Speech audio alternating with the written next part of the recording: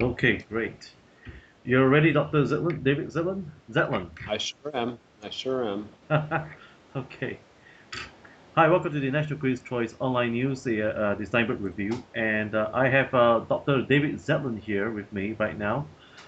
He's a senior water economist at the Wageningen University, if that's correct. And and we're going to talk about the issues on water and land in the 21st century. Dr. David, tell us about what's happening right now. Do you think, in your own perspective and research, that land and water are coincide with the issue of policy making today? They're both dramatically affected by policy making because both of them are usually ruled by some form of political decision making. So, land rights are allocated by governments. Some places have strong property rights in land, some places do not.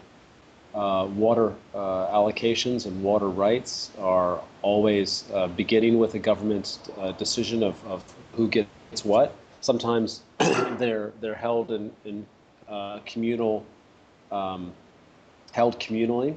Sometimes they're held privately. Sometimes they're identified with public corporations. But the government can definitely affect who gets water or who gets land, and that will continue for the indefinite future.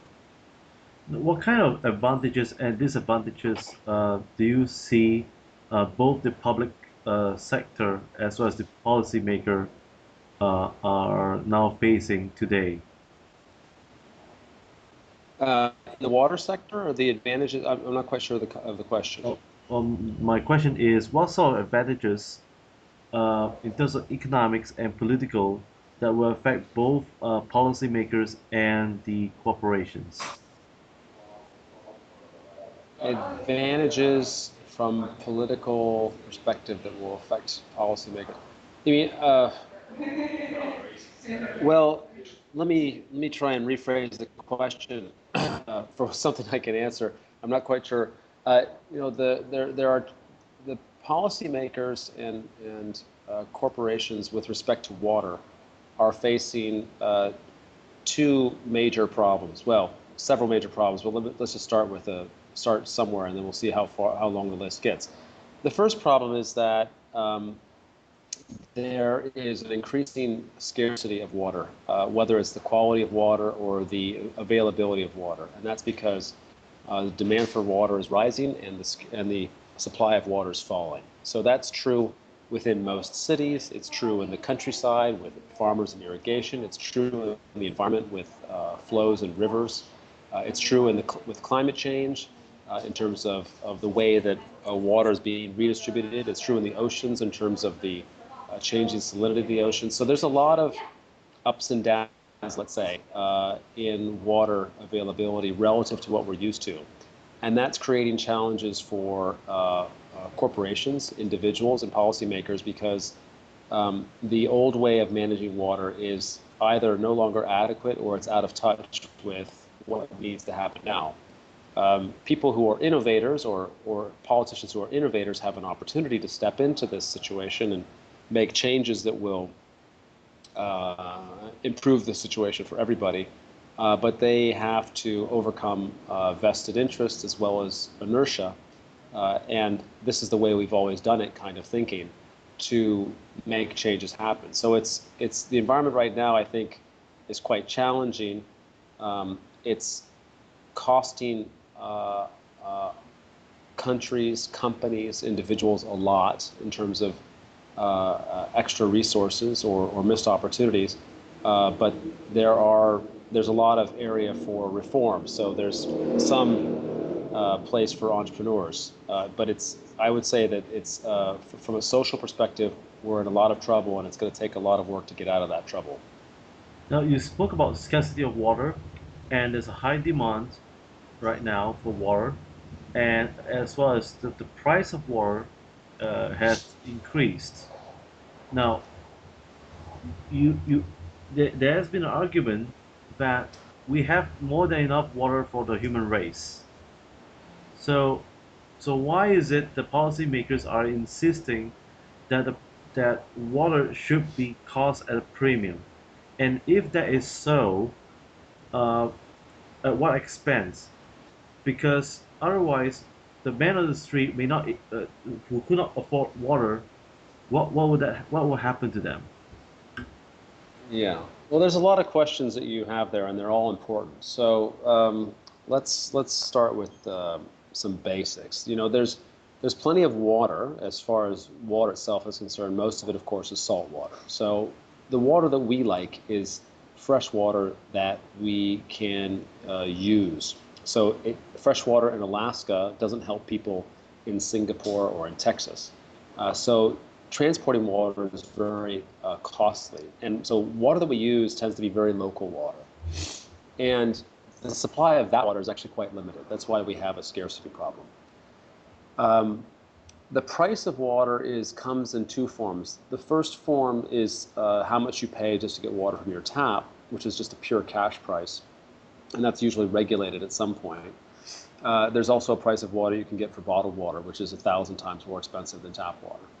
But the other price of water, which is not exactly a price that you see, is kind of a scarcity price or an opportunity cost price or a political price of getting water. And in that sense, you might have a lake or a reservoir that's shared by multiple users, and they are competing for the water, and they're not competing with any kind of market, so they can't bid, for example, at an auction to get the water. But they're competing through some kind of social or political mechanism to say, I deserve the water more than you do. And in that sense, the price is the price of time, lawyers' fees, and all kinds of lobbying. So one way or another, we're paying more money and time in terms of that price to get to water. The man on the street can usually afford to buy water at a reasonable price. Whether it's somebody in a developed country or a developing country. And that's because the cost of cleaning and delivering water is still quite low. It's on the order of $1 whatever, even 1 or 2 Singapore dollars per cubic meter. And for drinking water, that's quite cheap. Even with people who make less than $1 a day, a cubic meter of water supplies 50 days worth of water for an individual. So that's still quite cheap. The problem is not necessarily that equation of the price or the cost of delivering water. That person who's willing to pay for water may not have access to water because they don't have a tap in their house, or they live in an unregistered slum, or they're a farmer and more powerful farmers have taken the water from them. This is now not clean water. This is just regular surface water. So it turns out that there's a lot of management issues that make it harder for poor people to get access to water. And it's not the price so much as the access that ends up being a problem. And access ends up being something that's managed and either confused or resolved in a political or bureaucratic means. So, Dr. David Zetland, could you also tell us and give us some examples of what's happening uh, around the world? Because are we going to expect the price of water to be of a certain premium? Could water be as expensive as gold, as some say? Is that is that Uh, a possibility? that's clearly not possible. Gold sells for somewhere on the order of 15 to $17 an ounce. What is that, 2 or 3 grams. Water, if you get it from a desalination plant, which is the most expensive source of water, costs around $1 per ton. So, just by weight, we're not going to have that problem. If you think about the uses of water compared to the uses of gold, we don't really need gold. It's nice, but we don't need it. Water, we certainly need it for drinking, for bathing, for food. So in some ways, most people in the world spend more money on water than they do on gold. And in that sense, it could be, has the rising price, the rising scarcity does have an impact. The My take on things is that there's two ways to look at it. Number one is that the value of water is rising as scarcity increases, as demand exceeds supply.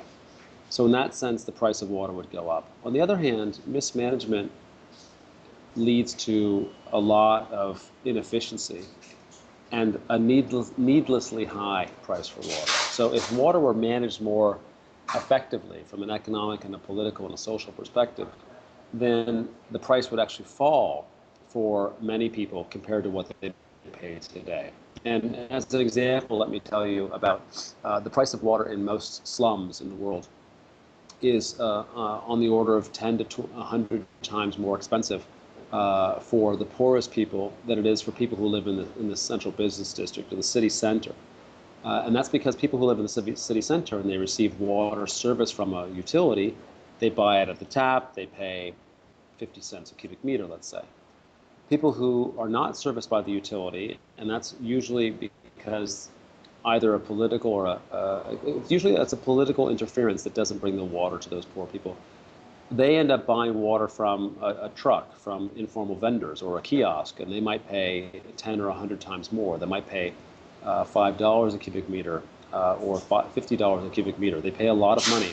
So that is an inefficiency in the sense that those people, poor people, don't have access to the network. And those people might end up paying less for water in the future if they are given access to water.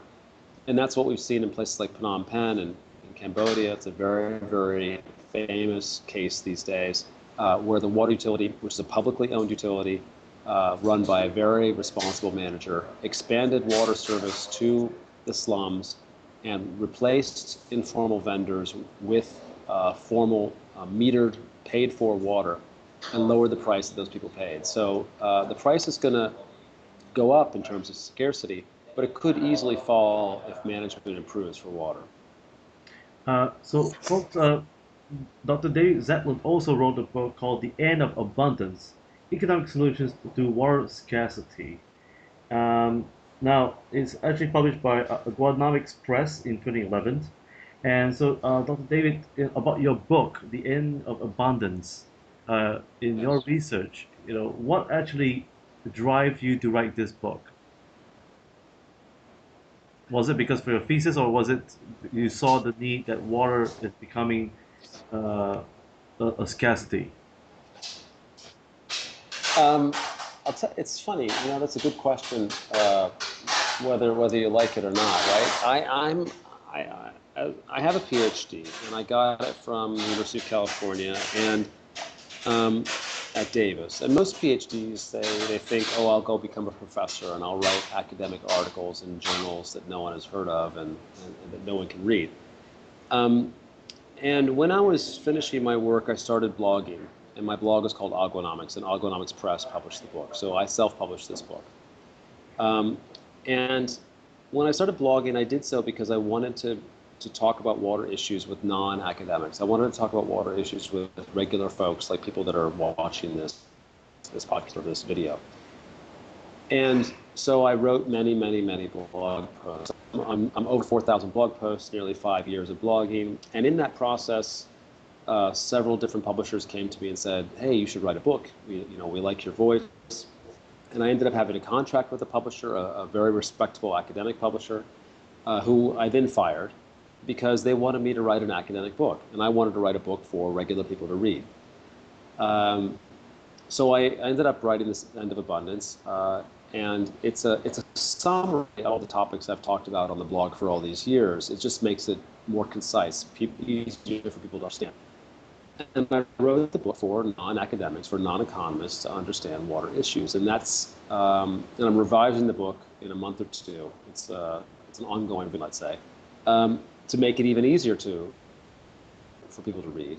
So my goal in blogging and writing a book and talking to people like you is to make it easy for people to understand about how water issues work and how to improve them.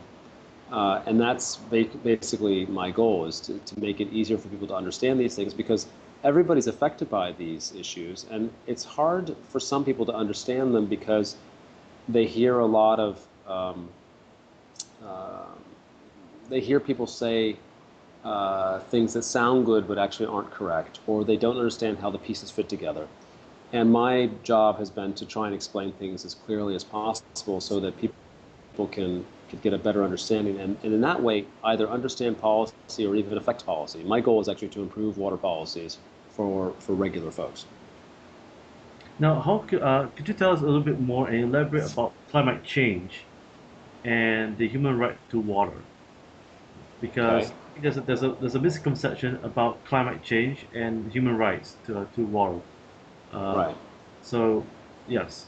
Well, the misconceptions. There's a lot of conceptions, let's say. I'll tell you that there are two huge topics. So let me just take one at a time.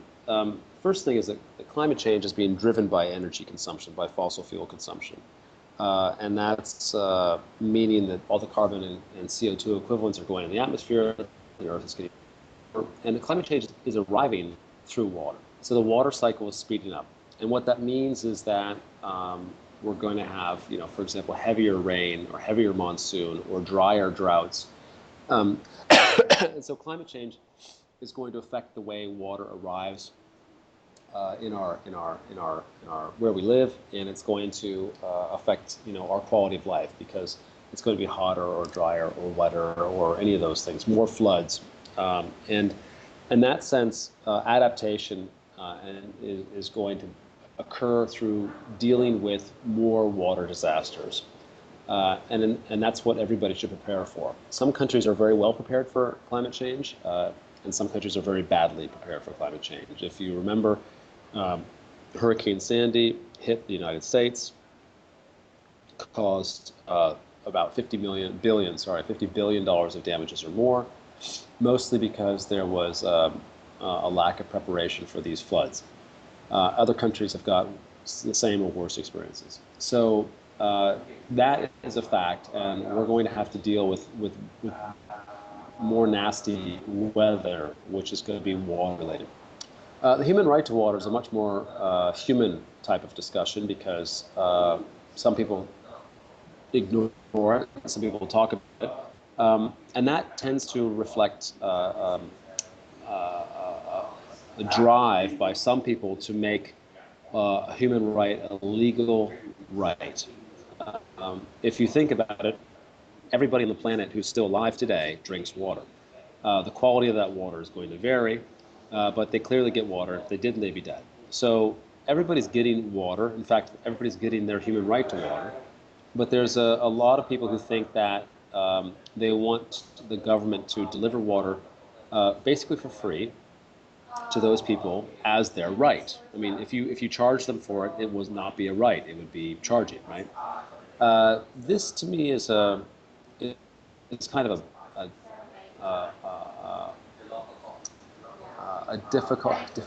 a waste of time is what this is. This discussion of a human right to water is a waste of time, and that is because any country where the law is meaningful is usually also a country where water services are quite good to rich people and poor people. So if you take Singapore, even the United States, Germany, Japan, people buy their water, they pay for their water.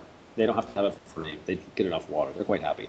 If you go to countries where water service is quite inadequate, you go to Ethiopia or you go to Somalia or you go to Indonesia or you go to Bolivia, those places the water service is quite poor. The water is dirty. People can't get water at their house. They have to go to a dirty river or a pond or whatever. And the government is not exactly competent. And so people who say we should make a law that requires the government of Bolivia to deliver water are basically saying we should make a law to make the government of Bolivia competent at being a government. And in fact, it's not, either through inadequacy or corruption. And there's a lot of corruption in a lot of developing countries. So I think the human right to water people are wasting their time in the sense they put a lot of energy into passing laws when the bigger problem in a lot of these countries is not the lack of a law, but the lack of the rule of law. And they could actually tackle corruption and probably have a much bigger impact as far as the people in those countries are concerned. Now, you also spoke about water wars. What is that all about? Is it could you elaborate on that, on the issue of water wars? Yeah. Water wars is a very popular headline, the idea of a water war. And in my book, I kind of talk about the lack of water wars as more of a fact. So um, uh, let's say it this way. Individuals with property rights. So individuals with property rights are much more likely to trade water, buy or sell water, than they are to fight over the water. It's this, you go to a market, you don't have people fighting over shoes. You have people selling shoes to people who want to buy shoes. And when water is a commodity, that can easily happen.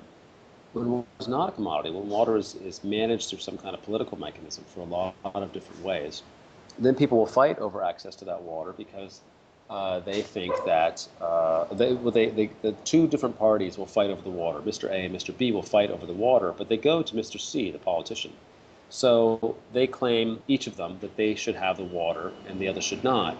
And Mr. C gets to decide. So the fight can go on forever because Mr. C doesn't mind having this fight because Mr. A and Mr. B keep trying to bribe Mr. C. And that's the case with inside of countries where there's a lot of conflict over water. It's the case between countries where there are interest groups within a country saying, take the water from those people in that other country because we don't care about them. A very good example of this is Israel, which is taking water from Palestine. Israel has a pretty good management of its domestic water, but it has taken territory from Syria, it takes water from Palestine, and gives it to Israelis. A water war, but it's certainly a conflict the government of Israel has made worse. There are also developing conflicts over water on the Mekong River in Southeast Asia, not just because of the dams that China is building, but also because the big dam that Laos is building that is going to very likely wipe out the source of food for a huge percentage of people in Cambodia and Vietnam. So that is one government taking water from another government, but basically from another set of people who are not within the country. And that is not good news for those people who are going to be victims of this seizure. So those are kinds of wars and conflicts that are mostly driven by governments serving either their own needs or their own people, as in either corruption or political nationalism, and that's developing. It's getting worse in a way. The opportunity for conflict is in some ways rising, but it hasn't been historically that way. And you can look at the agreement between Malaysia and Singapore, where Malaysia has been delivering water to Singapore for 50 years and will continue to do so for quite a long time, despite the fact that the relations between the countries are not so great. And that's an aspect of a lack of a water war. So, and that's because it makes sense to allow both sides to exchange with each other. And that's something I would prefer to see, but there are always people out there who are willing to call it a conflict because it helps them politically or in terms of corruption. Now, now let's move on to land. What are the issues that's happening right now today in the world on land ownership? Because it seems to me that the governments are not more and more governments around the world are trying to devise policies where land is totally owned by the government and they are leasing out to citizens on both short and mid-term. Uh, Yeah. why why is that so?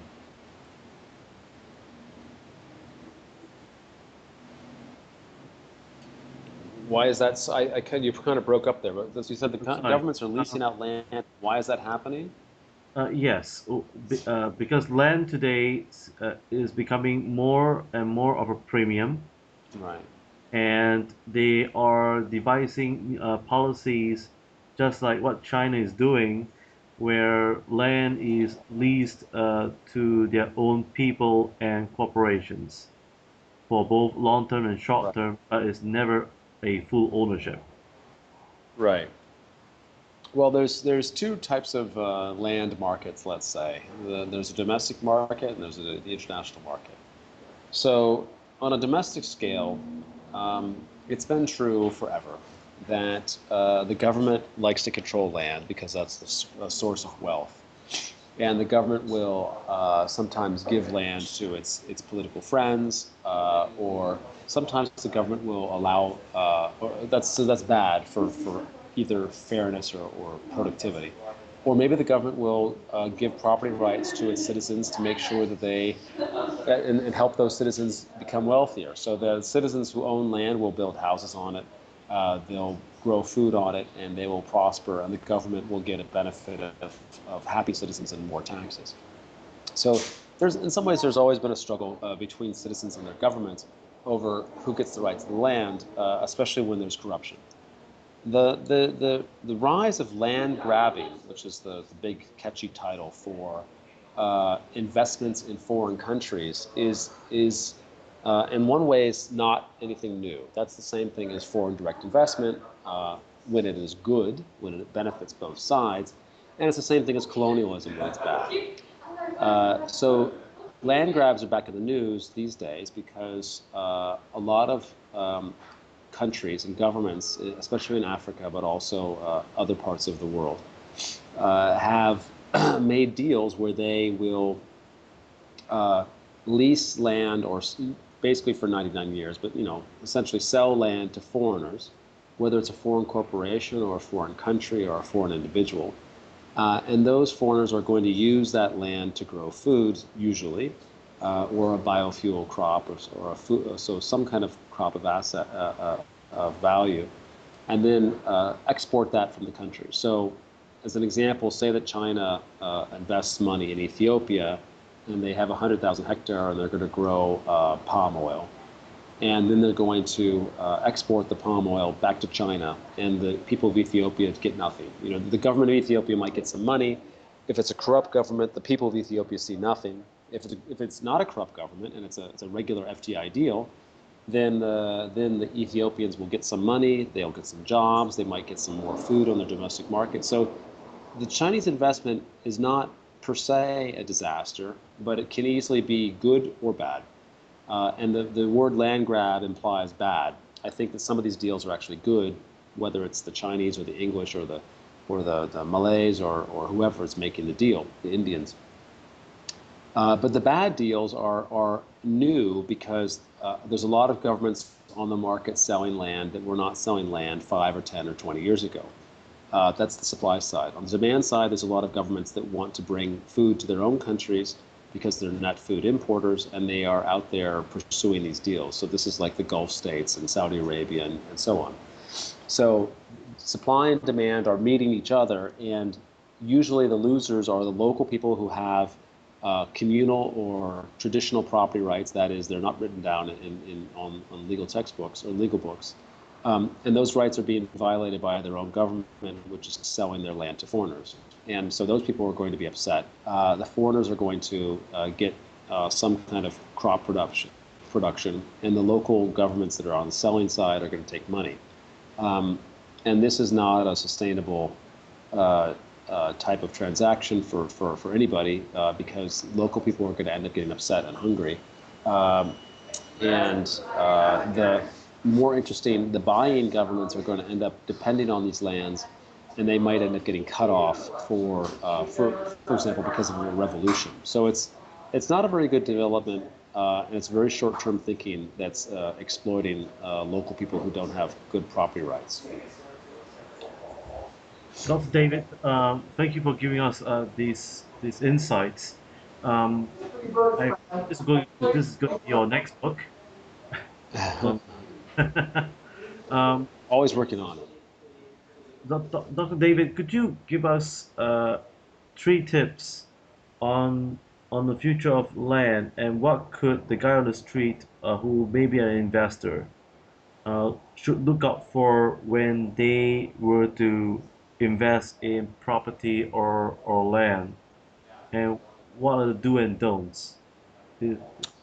Yeah, do's and don'ts. I would say if you're going to invest in land or real property, invest in a country that has a strong law so that you're protected, your investment is protected. Number 2, as usual, if the price is too good, then the price is a ripoff.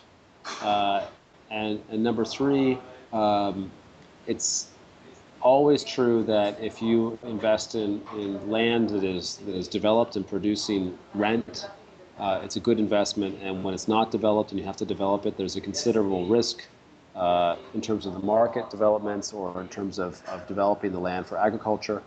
And you're taking a risk and you're an entrepreneur, but you also might fail. So as someone who used to be in the real estate industry, I think my number one investment is own your own house so you can paint the walls any color you want, and then don't worry too much about getting investment property unless you can afford to lose that money.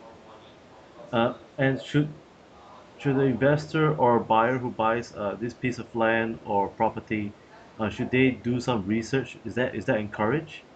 Significantly encouraged. Yeah, I mean, do not buy a piece of land in Ethiopia or a piece of land on the moon unless you can visit it in person. I would not trust anybody saying you can be my partner with another 1,000 people somewhere in the middle of Africa, because there's a lot of scams out there, I'm sure, and we don't have that much money to waste. Now, also before we go, could you give us some insights on the future of land and water? What do you foresee, beyond 2013?